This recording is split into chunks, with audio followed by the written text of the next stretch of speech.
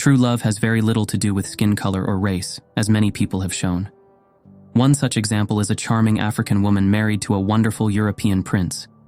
Marie, born in Sudan as Marignane Hutmachar, is now Countess Marie. She and Count Ferdinand, a member of the Habsburg family from Austria, have been together for 53 years and share the zodiac sign Cancer.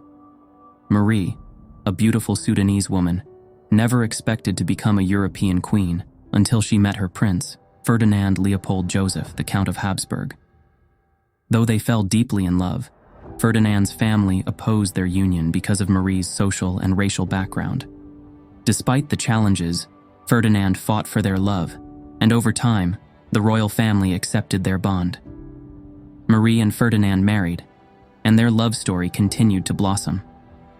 Today, they are both happy with their 4 beautiful children, who are all doing well. After marrying Ferdinand, Marie became Countess Marie of Austria. The Habsburg royal family, descendants of William the Conqueror, accepted her, and she was welcomed into their lineage. Marie and Ferdinand married on August 28, 1999, in Nairobi, Kenya. Together, they have 4 children. Countess Luza Aluel, born August 3, 2000. Count Laszlo Rome, born May 25, 2002.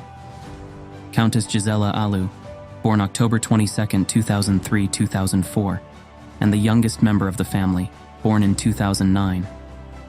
All 3 of their children were born in Nairobi, and as you can see, their names are typically Hungarian. Despite being an African commoner, Marie is considered an equal in her marriage. Although some royal family members initially struggled with this, the head of the Habsburg royal family, Dr. Otto von Habsburg, declared that all marriages within the family are equal. When one online user asked why it's considered remarkable that black people have entered European royalty, another responded that it has nothing to do with skin color. Instead, European royal families, particularly the British monarchy, are viewed as being elevated above others. In December 2011, the newly formed Republic of South Sudan was plagued by ethnic violence, resulting in over 1,000 deaths and tens of thousands of people being displaced. Amidst this, Ferdinand von Habsburg and the country's vice president traveled to the region to assess how the United Nations could help. Ferdinand was deeply moved by the devastation he witnessed. "What I saw was so shocking, I couldn't even relate it to anything," he said. Ferdinand's commitment to helping those affected by the violence is evident in his work. His humanitarian efforts, along with his extensive education, have focused on understanding the impact of such violence on aid efforts. Ferdinand holds a master's degree in international humanitarian action from the Institute of Humanitarian Affairs and the Higher School of Arts and Sciences. His thesis examined the stories surrounding the violence he witnessed in South Sudan and how these narratives have influenced humanitarian aid, particularly its delivery. This story is more than just one of love. It's a reminder that true connections transcend boundaries, and the fight for equality and justice remains an ongoing journey. Ferdinand von Habsburg shared that working on his thesis became a way for him to process the horrifying things he had witnessed. It also allowed him to develop a clearer understanding of how to work in such contexts, while also seeking to prevent and manage the consequences of violence. "This is my way of expressing my outrage at all aspects of what I saw," he said. Ferdinand emphasized the shortcomings of the international community. "What we did was unacceptable. What we didn't do is not okay, and what people did to each other was also wrong," he stated. His involvement in humanitarian work is not new. With a degree in international humanitarian aid, he worked with several organizations in Sudan, including 2 Catholic Church organizations and the UN Development Program. Today, he is a consultant for the Swiss government in South Sudan, assisting the National Healing, Peace, and Reconciliation Committee, as well as supporting peace talks between the government and rebel groups. Ferdinand also works as a consultant for the Trust for the Prevention of Mass Atrocities. His humanitarian journey led him to work with like-minded individuals from around the world, sharing experiences and ideas. He became the first graduate of a humanitarian master's program launched by IESA and Laxus in 2011, which provided him with deep insights into the 63 ethnic communities in South Sudan. Despite being immersed in South Sudanese culture, Ferdinand and his wife have transitioned from being part of a legendary European royal family to standing out as a family with a unique distinction. "I'm a foreigner in a country where I've lived, worked, and established myself," he reflected.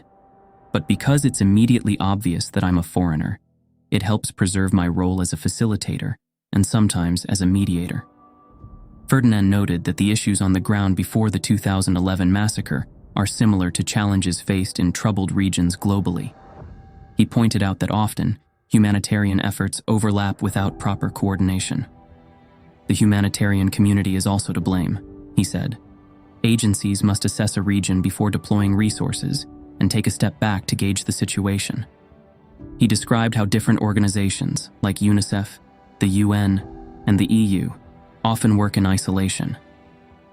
"The best way to measure what's needed is to take a step back," he advised. However, Ferdinand also acknowledged that the pressure from donors for results, often within a 12-month cycle, can be a hindrance. Politicians also push for aid to be spent before the next election cycle begins. "We don't take enough time to understand the context," he explained. "We can do better. Everyone, not just humanitarians but also the South Sudanese," he concluded. Ferdinand also reflected on the journey that led him to marry Marie. It took him 2 years to negotiate with her family and pay the customary price of 120 cows to various relatives in her village. He acknowledged that racism still exists in Europe and remarked that in the film about their story, he spoke cautiously about how his wife was received by his European relatives. Ferdinand's childhood in England also shaped his perspective. He moved there at the age of 6 and attended a private English school, where he was teased because of his family name. He recalls the kids at school saying, "He's the one whose ancestors started the war."